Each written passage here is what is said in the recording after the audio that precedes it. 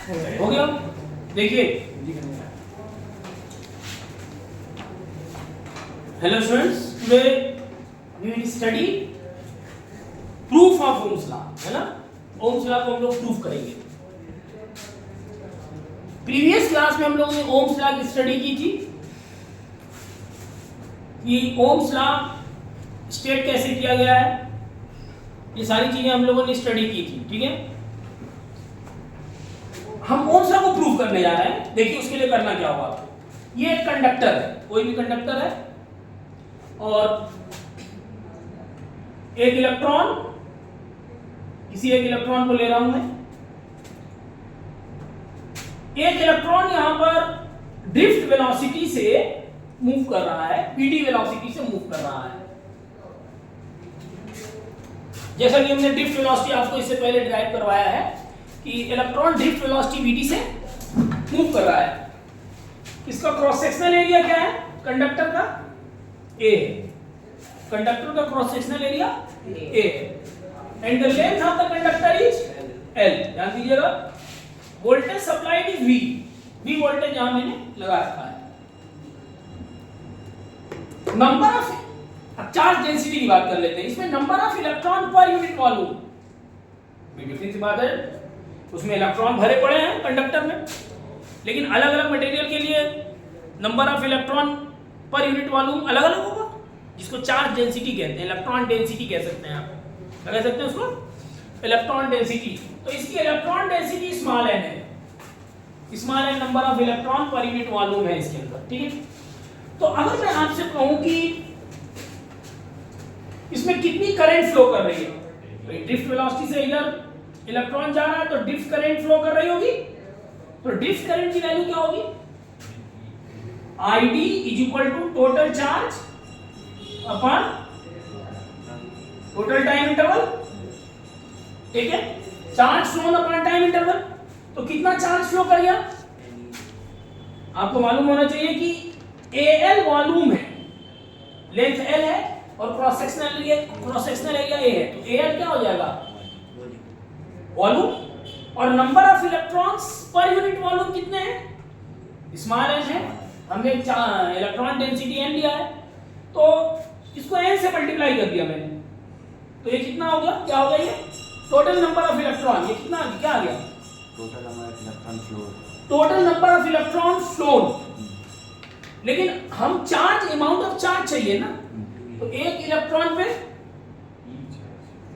ई charge है, तो charge कितना हो गया? टोटल चार्ज ई हो गया divided by delta t. Are you getting my point? तो ड्रिफ्ट करंट हो गई ID इज इक्वल टू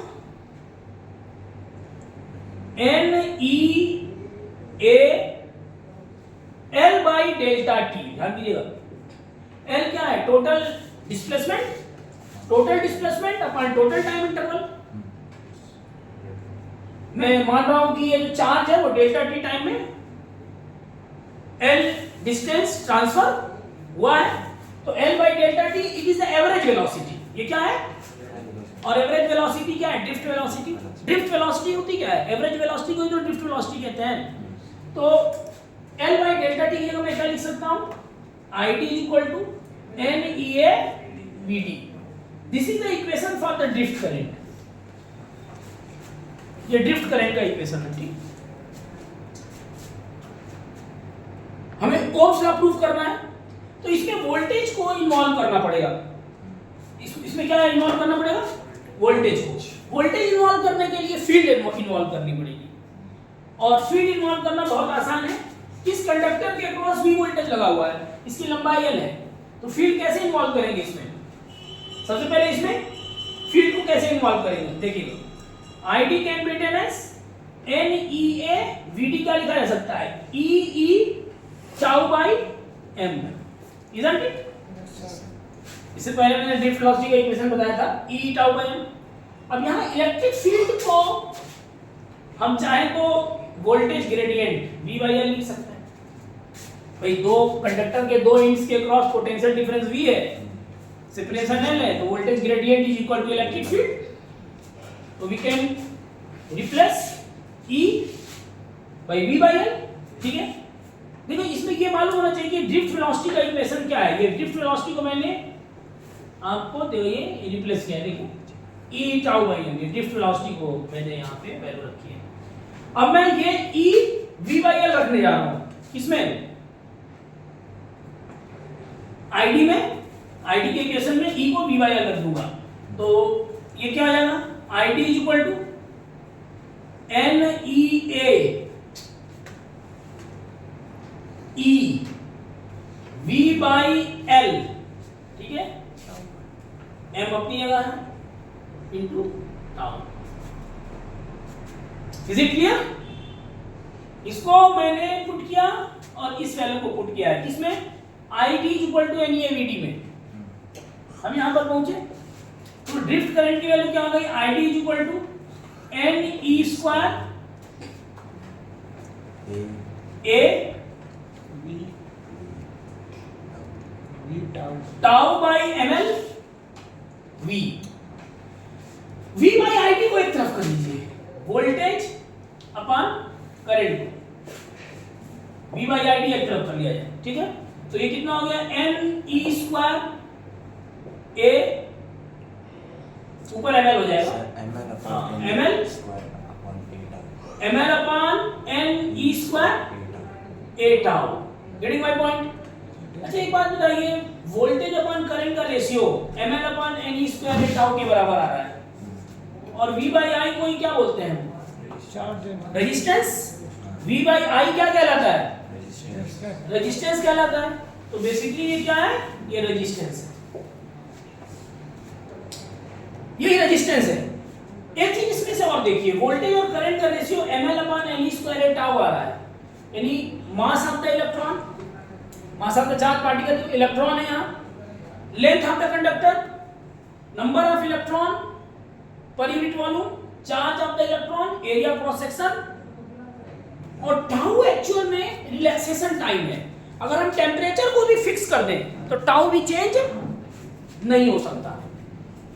यानी कि अगर आप ओम्स लॉ के अकॉर्डिंग सोचें तो ओम्स लॉ क्या है, if all the physical conditions of a conductor remains unchanged then the ratio of voltage upon current is constant.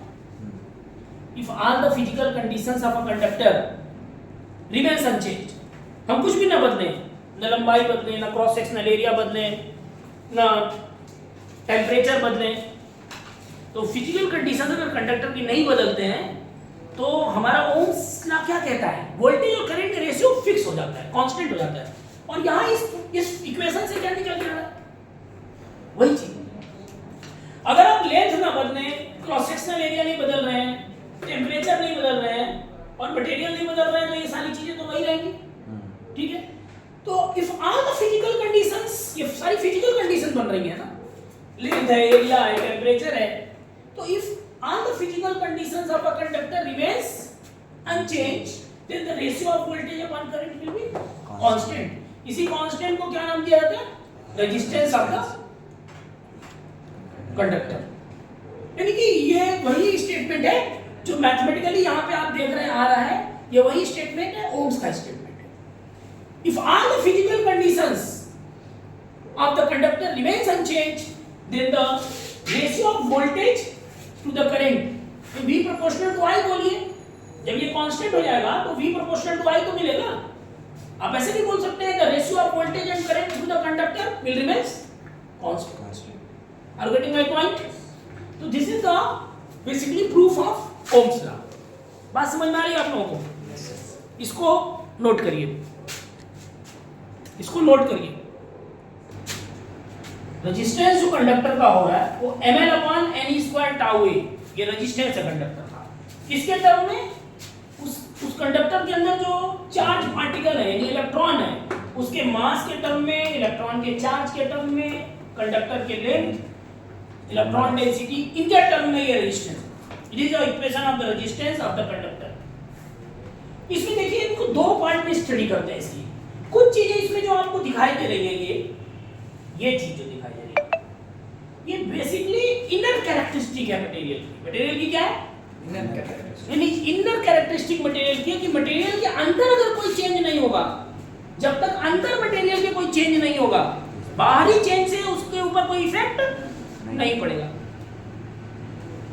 Are you getting my point? जैसे mass of the charge particle, जब तक charge particle material के अंदर के charge particle का मास नहीं change होगा तब तक ये टर्म चेंज। इलेक्ट्रॉन डेंसिटी तभी चेंज हो सकता है जब कैरेक्टरिस्टिक मटेरियल की चेंज की जाए, इनर कैरेक्टरिस्टिक। भाई अब कॉपर को आपने एल्यूमिनियम से रिप्लेस कर दिया तो पूरा मटेरियल का कैरेक्टरिस्टिक चेंज कर रहा है ना, इनर कैरेक्टरिस्टिक। तो कुछ चीजें ऐसी होती हैं जो इंटरनल कॉज पे डिपेंड कर रही हैं, सिर्फ internal cause.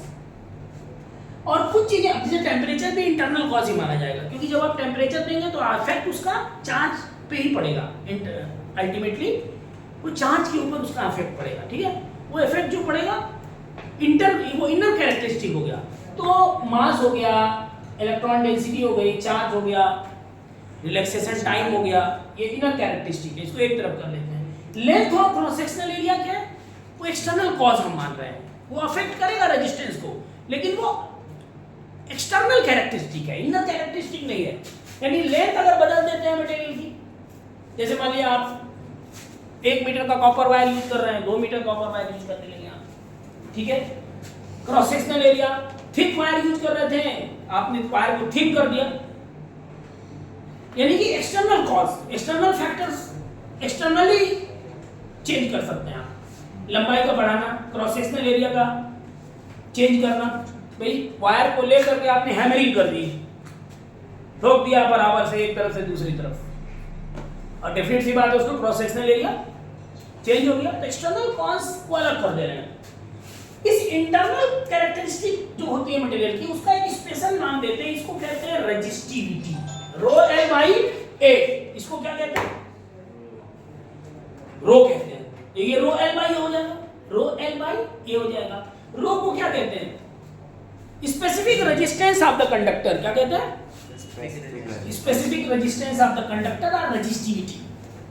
Are you getting my point? तो इसीलिए बोला जाता है कि रेजिस्टिविटी भी मटेरियल के अंदर, भाई रेजिस्टेंस जैसे कि करंट के फ्लो करने में जो ऑब्स्टेकल है, जो हिंड्रेंस है, उसी का मेजरमेंट है ना। रेजिस्टेंस किसी कंडक्टर का है, वो किस चीज का मेजरमेंट है? करंट के फ्लो करने का जो ऑब्स्टेकल है उसका मेजरमेंट है। रेजिस्टिविटी भी उसी का मेजरमेंट है, क्योंकि रेजिस्टेंस और रेजिस्टिविटी आप देख रहे हैं दोनों एक दूसरे के प्रोपोर्शनल है, एक ही चीज है वो। लेकिन रेजिस्टिविटी को एक स्पेशल टर्म इसलिए बना दिया गया कि ये inner characteristic of the material पे डिपेंड करती है। किस पे डिपेंड करती है? Inner characteristic of the material पे डिपेंड करती है, जबकि रेजिस्टेंस इनर पे भी डिपेंड कर रहा है और आउटर पे भी। भाई आप टेम्परेचर बदलेंगे तो रेजिस्टेंस भी बदलेगा।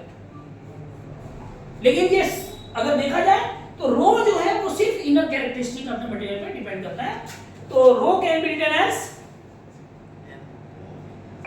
m upon n e square tau। Getting my point? ये क्लियर हो गया? अच्छा, एक चीज और यहां से समझिए, यहां से एक चीज और आपको समझनी चाहिए कि रेजिस्टेंस टेम्परेचर के साथ कैसे बदलेगा, कैसे कैसे रेजिस्टेंस बदलेगा। बेसिकली लंबाई बढ़ाएंगे तो रेजिस्टेंस बदलेगा, क्रॉस सेक्शनल एरिया अगर ज्यादा कर देंगे आप तो रेजिस्टेंस कम हो जाएगा। कोई अगर थिक वायर है तो उसका रेजिस्टेंस कम होता है, क्रॉस सेक्शनल एरिया अगर बढ़ा दिया जाए तो उसका रेजिस्टेंस कम हो जाता है। थिक वायर का रेजिस्टेंस थिन वायर के रेजिस्टेंस से कम होता है।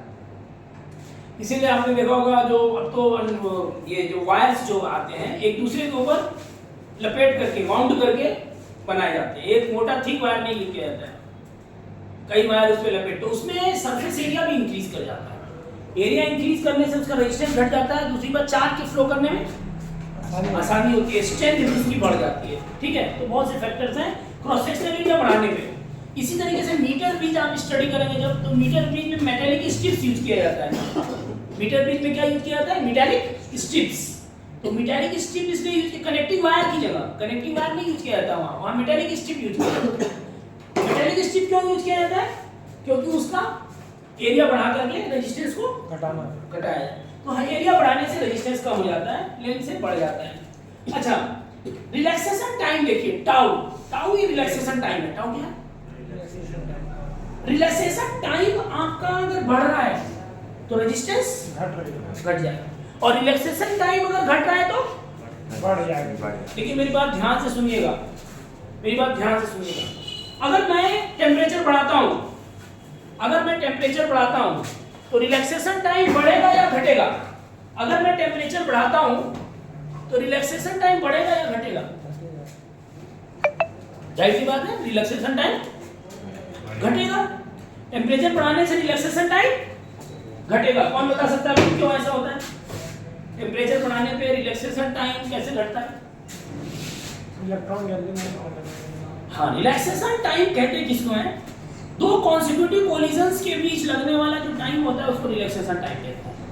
जब इलेक्ट्रॉन चल रहे होते हैं तो दो कॉन्सेक्यूटिव कोलिजन्स के बीच जो टाइम लगता है उसको रिलैक्सेशन टाइम कहते हैं।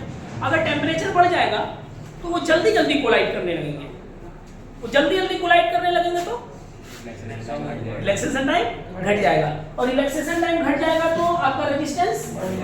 तो एक्चुअली यहां से आप एक चीज और बहुत इंपॉर्टेंट देख सकते हैं कि resistance inversely proportional to the relaxation time. इसीलिए टेम्परेचर बढ़ाने पे रिलैक्सेशन टाइम घट जाता है और रेजिस्टेंस बढ़ जाता है। कॉपर वायर है, लो टेम्परेचर पे कम रेजिस्टेंस होगा, टेम्परेचर उसका बढ़ेगा तो उसका रेजिस्टेंस बढ़ने लगेगा। ठीक है ना? ओके, इसको कहते हैं रेजिस्टिविटी। जैसे मैंने बताया अभी, तो रेजिस्टिविटी का ये होता है। इसको मैं चाहूं तो रिप्लेस करके कुछ और टर्मिनोलॉजी में इसको एक्सप्रेस किया जा सकता है। ठीक है, अभी मैं उससे बात करता हूं। R is equal to rho L by A। R is equal to rho L by A, ये प्रीवियस क्लासेस में आपने स्टडी किया होगा। ठीक है, यहां से हम स्पेसिफिक रेजिस्टेंस को डिफाइन कर सकते हैं। पहले हम इसको स्पेसिफिक रेजिस्टेंस को डिफाइन करते हैं, ध्यान दीजिएगा। इसको हम लिखते हैं बाद में। स्पेसिफिक रेजिस्टेंस को डिफाइन कैसे करेंगे? अगर इसी में L को 1 मीटर कर दिया जाए और क्रॉस सेक्शनल एरिया को 1 मीटर स्क्वायर कर दिया जाए, यूनिट कर दिया जाए, तो R इज इक्वल टू क्या हो जाएगा? Rho. What does it mean? इसका क्या मतलब हुआ? The resistance of a wire having unit length and unit cross sectional area will be same as its resistivity. यानी resistivity is same as resistance if the length and cross sectional area is unity. Are you getting my point? तो इतनी चीजें आप अभी समझ लीजिए, इसको लिखिए।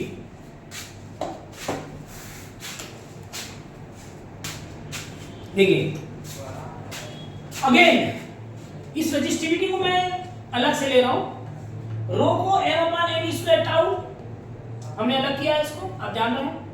यहां पर अगर टाउ को मैं रिप्लेस कर दूं कैसे? Vd is equal to E tau by m। तो tau can be written as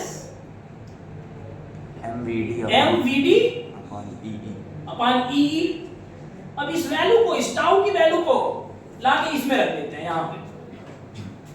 तो रेजिस्टिविटी या स्पेसिफिक रेजिस्टेंस जिसको बोलते हैं क्या बन जाएगा? m upon n e square tau mvd। vd क्या लिखा जा सकता है? mvd और ऊपर क्या हो जाएगा? EE। m से m घटा। Are you getting my point? Is it clear? m से m कैंसिल हो गया, ये हो जाएगा rho is equal to E upon n e vd। इसको मैं इधर भी लिख दे रहा हूं। मैंने जब vd में EE बाई m टाउ की वैल्यू पुट की, mvd अपॉन E। रेजिस्टिविटी क्या थी?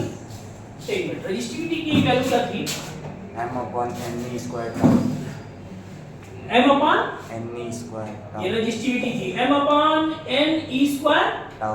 टाउ। तो टाउ की वैल्यू मैंने रखी mvd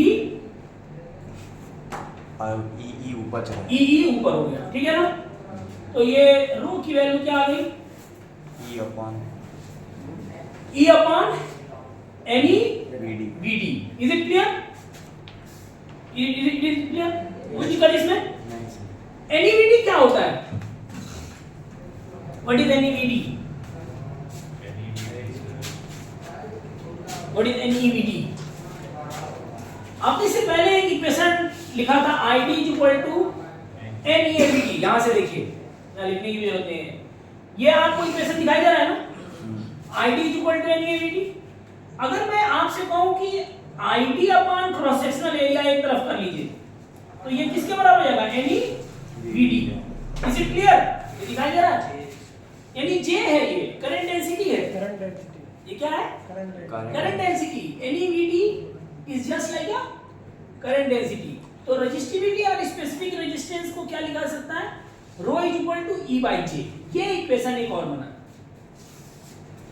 are you getting my point? यानी किसी कंडक्टर के क्रॉस जब आप वोल्टेज सोर्स लगाते हैं तो डेफिनेट सी बात है, कंडक्टर के क्रॉस पोटेंशियल डिफरेंस है, एक इलेक्ट्रिक फील्ड एस्टैब्लिश हो जाती है। उस इलेक्ट्रिक फील्ड के इफेक्ट में इलेक्ट्रॉन ड्रिफ्ट वेलोसिटी से मूव करता है, ठीक है? ड्रिफ्ट करंट डेवलप कर जाती है, और डेफिनेट सी बात है क्रॉस सेक्शनल एरिया A है, current per unit cross sectional area को करंट डेंसिटी बोलते हैं। तो आप ये कह सकते हैं rho is equal to E by J। तो आप यहां देख रहे हैं कि स्पेसिफिक रेजिस्टेंस क्या है? इलेक्ट्रिक फील्ड और करंट डेंसिटी का रेशियो क्या है? स्पेसिफिक रेजिस्टेंस के बराबर है या रेजिस्टिविटी के बराबर है। तो हम लिख सकते हैं इसको कि the ratio of the electric field applied across the conductor to the current density through the conductor, the ratio of the electric field, the ratio of the electric field applied across the conductor to the current density through the conductor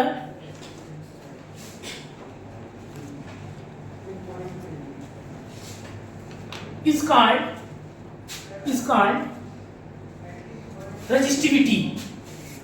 तो keep in mind, यहां एक resistivity का मैंने definition दिया, the resistance of unit length unit cross sectional area is same as the resistivity. फिर मैंने यहां एक डेफिनेशन दिया रेजिस्टिविटी का, the ratio of the electric field applied across the conductor to the current flowing through the current density through the conductor, to the current density through the conductor is the specific resistance. Getting my point? Yes sir. Okay, specific resistance की unit क्या होगी? यहां से आप देख सकते हैं specific resistance की यूनिट क्या होगी। यहां से आप देखिए, R is equal to rho L by A, rho is equal to R A by L. Yes sir. R A by L, rho is equal to क्या आ रहा? R A by L. तो ohm metre square upon metre, metre से metre गया, ohm metre. Ohm metre. Getting my point? Specific resistance की unit ohm metre होती है, इसको लिख लीजिए, ओम metre.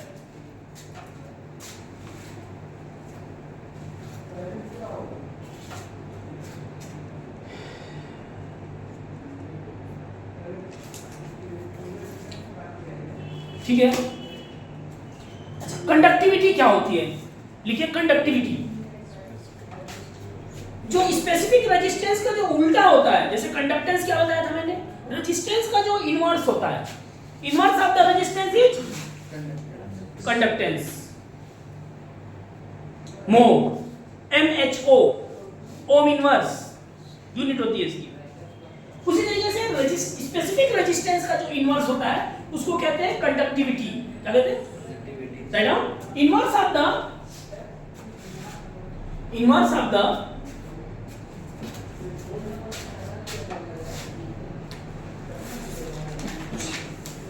inverse of the resistivity is called conductivity।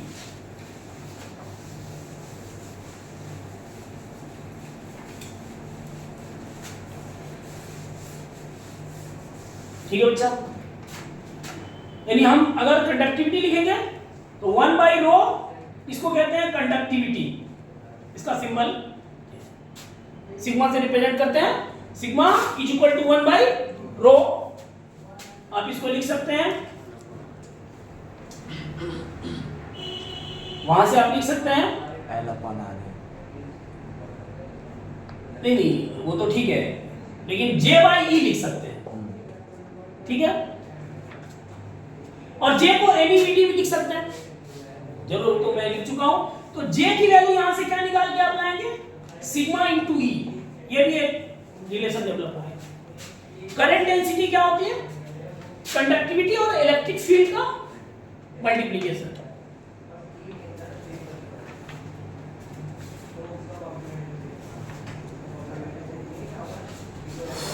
J is equal to sigma E।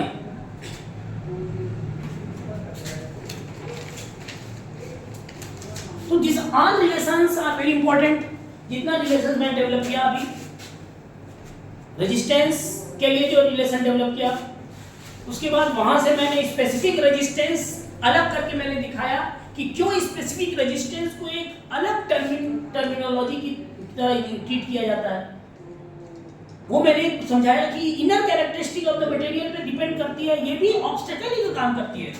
Current की flow करने में ये भी ऑब्स्टेकल है, लेकिन ये inner characteristic of the material होती है, तभी चेंज होती है जब मटेरियल के अंदर कोई चेंज किया जाता है। Getting my point. उसके बाद मैंने रेजिस्टिविटी को डिफाइन करके, रेजिस्टिविटी के दो डेफिनेशंस मैंने दिए, एक करंट डेंसिटी के टर्म में, फील्ड के टर्म में, और एक R equal to ρL by A से डायरेक्ट डिफाइन कर रहा है। इसकी यूनिट ओम मीटर होती है।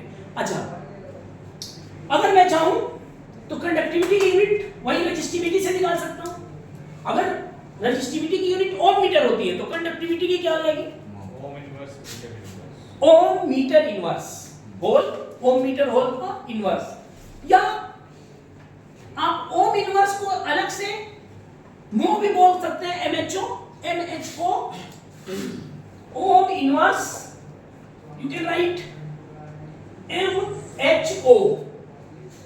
I'm getting my point। Actual में ये बहुत इंटरेस्टिंग ये है ना इसमें कि ओम ये सीधा सीधा निकल गया, अब इसी को इन्वर्स कर दिया गया तो इस सीक्वेंस को इन्वर्ट कर दिया गया, सीक्वेंस को जो सबसे बाद में था वो पहले कर दिया गया, तो ये मो बन गया। Are you getting my point?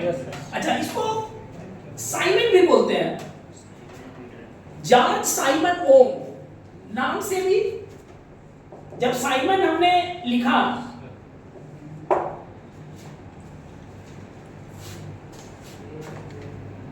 Basically इसको देखिए, ओम इनवर्स को महोर क्यों बोलते हैं, क्योंकि ओम का ये सीक्वेंस उलट दिया गया, MHO कर दिया मैंने, मो। और साइमन क्यों बोलते हैं, जॉर्ज साइमन ओम, मैं इसको रिवर्ट कर दिया, मतलब ओम आगे की तरफ है और उसको इन्वर्स करना है, ओम इन्वर्स पीछे कर दिया मैंने इसको। Are getting my point? जो पहले था उसका इन्वर्ट कर दिया तो वो साइमन हो गया, ठीक है। तो कुछ इस तरीके की टर्मिनोलॉजी हमने मतलब यूनिट में अडॉप्ट की है। किसी को कोई कंफ्यूजन? ओके, अब इस पे कुछ एप्लीकेशंस पे हम बात करते हैं ना, इस पे कुछ एप्लीकेशंस पे बात करते हैं।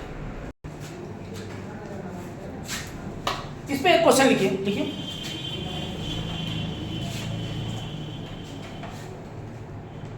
a wire having initial resistance R naught, a wire having initial resistance R naught is stretched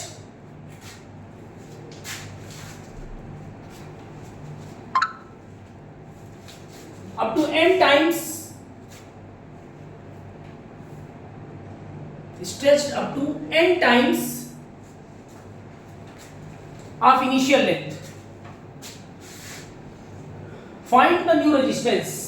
Find the new resistance.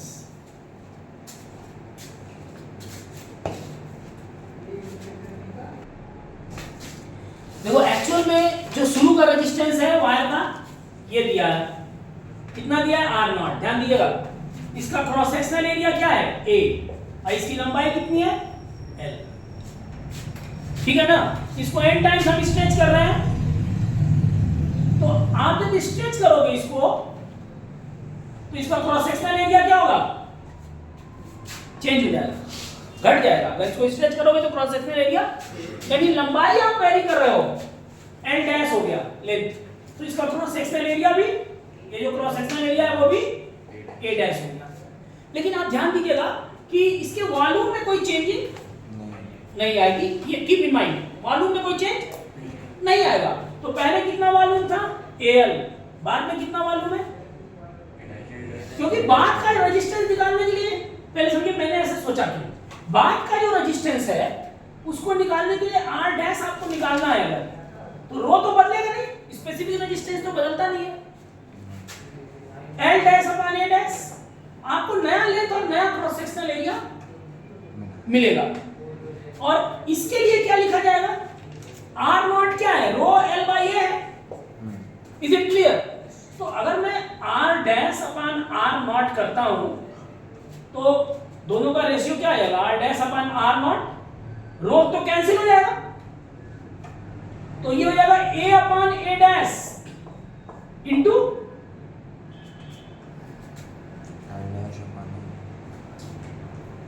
L dash upon L, is it clear.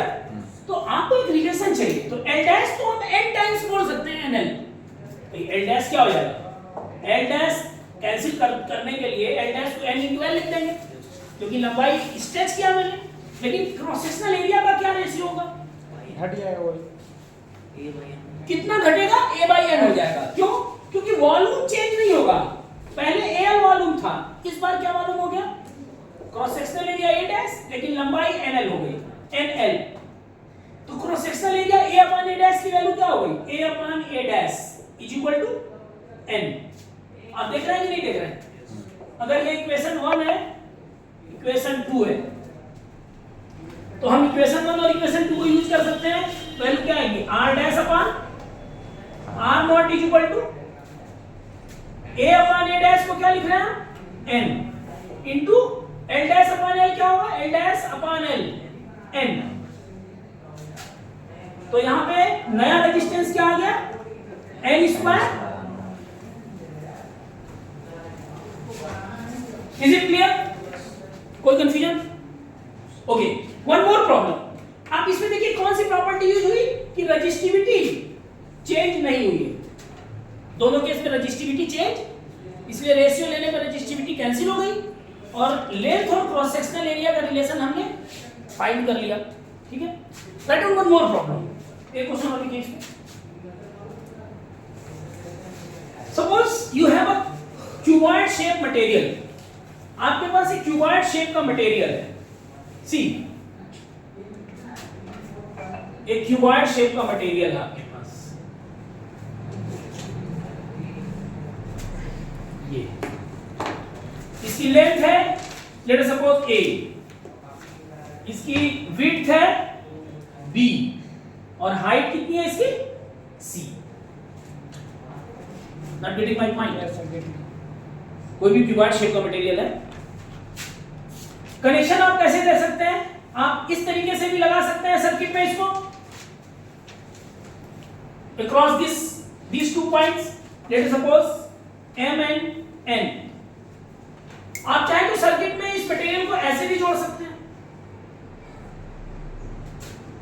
Suppose O P, और चाहे तो आप ऐसे भी जोड़ सकते हैं सर्किट में Q R, आर में फिर कंफ्यूजन हो जाएगा, क्यू टी में लीजिए। और इस मटेरियल का जो रेजिस्टिविटी है वो रो दिया है। हमारा क्वेश्चन क्या है, what will be the resistance of the material when connected across Mn, second across OP, third across QT। Getting my point, material को कनेक्ट करने के कितने तरीके हो सकते हैं, Mn के क्रॉस कनेक्ट कर सकते हैं आप, OP के क्रॉस, QT के क्रॉस, तीनों कंडीशन में मैं जानना चाहता हूं कि ये मटेरियल कितना रेजिस्टेंस ऑफर करेगा, ठीक है ना। सॉल्व, मेरा क्वेश्चन ये है, find the resistance of the material when connected first across OP, second across MN, third across QT. तीनों के क्रॉस मतलब MN के क्रॉस करंट अगर ऐसे फ्लो कर रही है तो परपेंडिकुलर क्रॉस सेक्शनल एरिया कौन सा पड़ रहा? ये परपेंडिकुलर क्रॉस सेक्शनल एरिया है इसका। तो आप अगर इसका रेजिस्टेंस RMN निकालना चाहते हैं MN के क्रॉस, तो रेजिस्टिविटी तो वही रहेगी। और जब करंट इस तरीके से फ्लो करेगी perpendicular to this cross sectional area, this sided cross sectional area, तो उसको लेंथ कितना कवर करना पड़ेगा? C। तो लेंथ की जगह हो जाएगा C रो L, और कितने क्रॉस सेक्शनल एरिया के परपेंडिकुलर है? A B। ये A है, ये B है, तो क्रॉस सेक्शनल एरिया। ठीक है। उसी तरीके से सेकंड, अगर मैं OP के क्रॉस कनेक्ट कर रहा हूं OP, तो करंट ऐसे जाएगी। अब इसका क्रॉस सेक्शनल एरिया कौन सा पड़ रहा है आपका? देखिए तो ये क्रॉस सेक्शनल एरिया परपेंडिकुलर पड़ रहा है, तो इसका एरिया कितना हो जाएगा? लंबाई कितना इसको कवर करनी पड़ेगी? A। तो रो A बाई BC इसी क्रॉस सेक्शनल एरिया से ये निकलेगी current perpendicular to this cross sectional area. Getting my point? Okay, BC third. अब किसके क्रॉस निकालना है? QT। तो QT के क्रॉस निकालेंगे तो क्या होगा? RQT is equal to rho C। हाँ, अभी लेंथ क्या बन रही है? ये वाली B अपॉन AC। ये क्रॉस सेक्शनल एरिया बन रहा है, ये वाला, क्योंकि ये करंट जा रही है तो इसके परपेंडिकुलर ये वाला, that is AC। Are you getting my point? Is it clear?